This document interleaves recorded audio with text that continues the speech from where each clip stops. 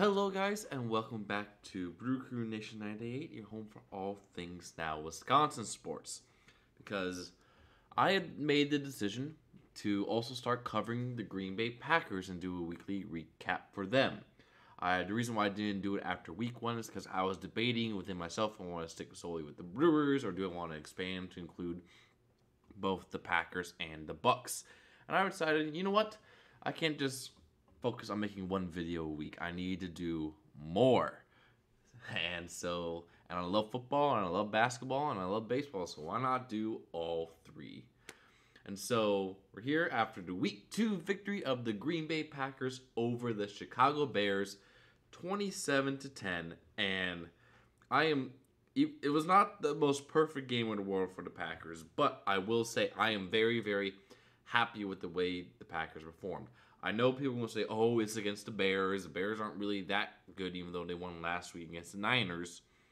But it's given me pretty good hope for the Packers going forward into next week. We fixed a good portion of the mistakes we had last week against the Vikings, even though there's still some mistakes going on. I tell you what, though, the game sure did not start off well initially on defense.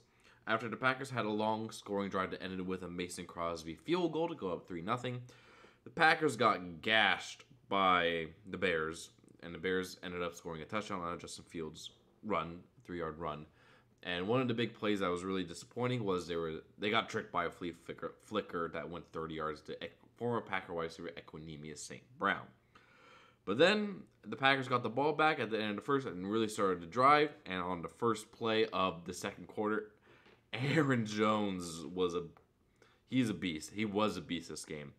He had a 15-yard rushing touchdown for the Packers to go up 10-7. The Packers defense really bared down and really stopped the Bears from really doing anything for basically the rest of the game. And then with like 4 minutes and 40 seconds left in the second, Aaron Rodgers had a little shovel pass that Aaron Jones went for 8 yards for a touchdown. And then with like less than a minute left, Aaron Rodgers found Allen Lazard, who was back after missing week 1, for a 5-yard score. Then really nothing much happened in the third and fourth quarter, like official scoring wise. It's 2 field goals, one by the Bears, one by the Packers. But there was a little bit of controversy in the middle of the fourth quarter when the Bears were getting down. They were on 4th and 1. For some reason, the play call was a QB draw from the shotgun on 4th and inches on the goal line. And the call on the field was that Justin Fields was short. And if you watch the replay, like everyone's saying, oh, that might have been touchdown, might not have been. The problem is that there were so many bodies on the goal line and trying to prevent the ball and trying to push Fields in that they decided that the call on the field was that he was short, turnover on downs. And the Bears challenged it because it was not a scoring play. They had to challenge it for it to be reviewed. This also wasn't in the last 2 minutes of the game. And if you look at the replay, like you can kind of see where the football is at. And if you look close and like very closely, it appears that the ball did cross the plane. However, the call on the field stood.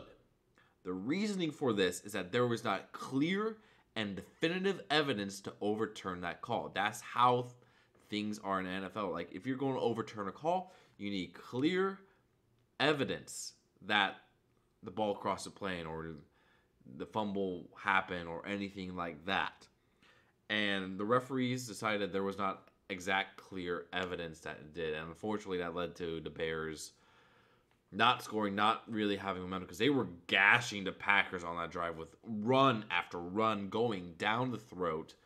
And it really, really makes you wonder why the Bears did not just stick with the running game all day because they were really running well. And so the Packers end up winning the game 27-10. If you look at some stats, for starting off with the Bears, Justin Fields was 7 for 11 yards for 70 yards, 1 interception, and he got sacked 3 times. Really not really good from Fields. Like high completion percentage with low yards. Like his longest pass was a 30-yard flea flicker. That was not really good. But where they really shined was David Montgomery is an absolute monster.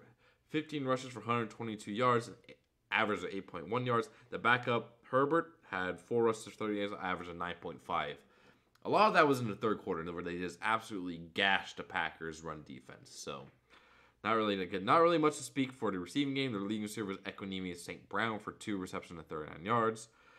And then the Bears also got 3 sacks on the Packers, one by Robert Quinn, who was second in the league last year, so yeah, that sucks. And then Travis Gibson had 2 sacks as well, and yeah. For the Packers, Aaron Rodgers was 19 and 25 for 234 yards, 2 touchdowns, and he did get sacked 3 times, as mentioned before. But the man of the game for the Packers on offense was Aaron Jones. 15 rushes, 132 yards, average of 8.8 yards a rush, a touchdown, and receiving-wise, he had 3 catches of 38 yards and a touchdown. And another big guy on offense who had a really awesome day was newcomer Sammy Watkins. 3 receptions for 93 yards with a long of 55 that got the Packers out of the shadow of the end zone when the Bears did turn over on downs late in the fourth quarter.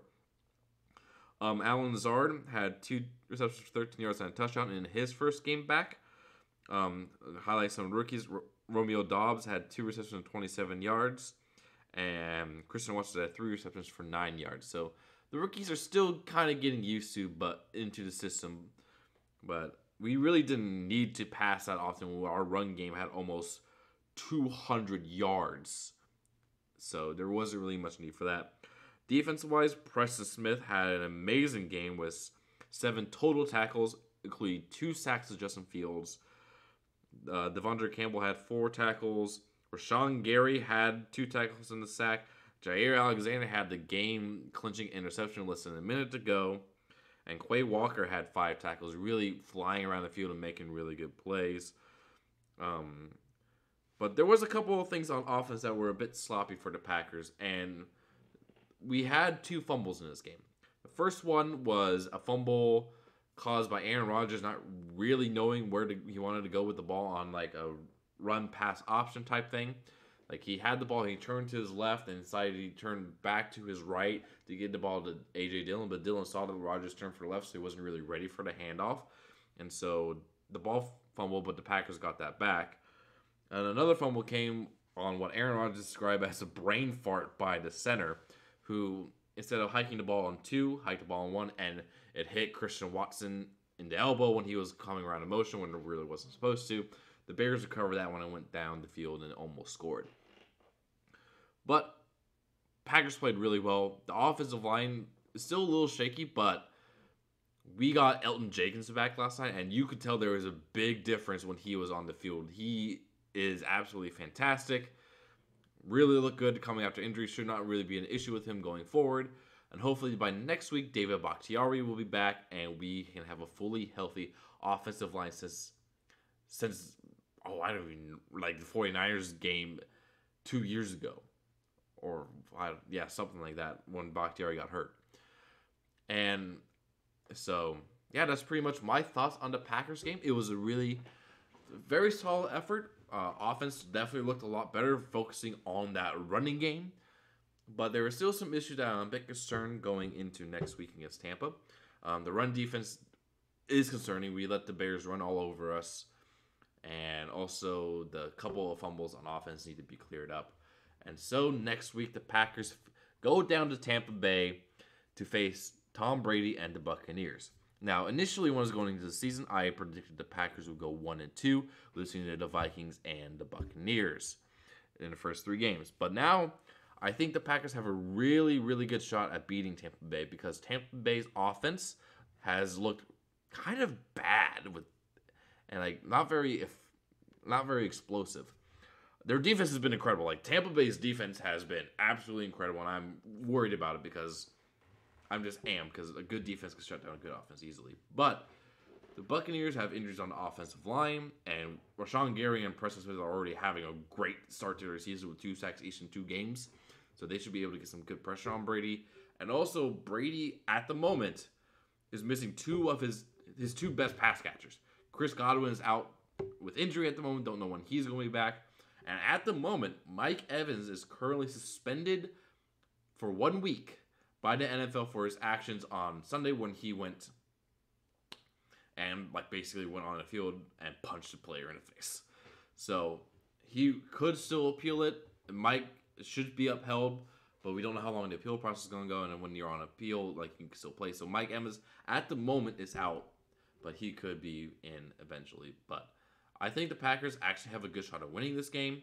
I still am going to give the edge to Tampa Bay because like we're in Tampa, it's going to be hot, sticky, and that defense is really, really good. But that's my thoughts on last week heading into this week. Packers are 1-1. Hopefully we can keep the momentum going, run balls down teams' throats, and eventually get that passing game on track. And if we can do that, this team is going to be really, really dangerous.